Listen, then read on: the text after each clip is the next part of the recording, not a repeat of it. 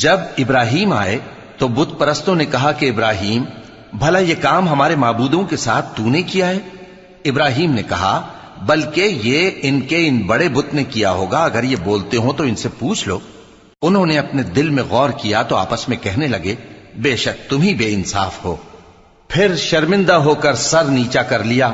اس پر بھی ابراہیم سے کہنے لگے کہ تم جانتے ہو یہ بولتے نہیں۔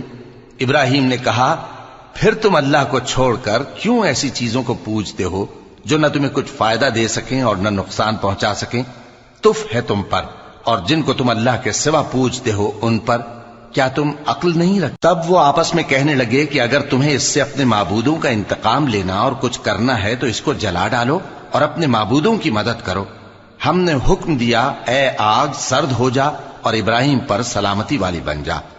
ان لوگوں نے برا تو ان کا چاہا تھا، مگر ہم نے انہی کو نقصان میں ڈال دیا اور ابراہیم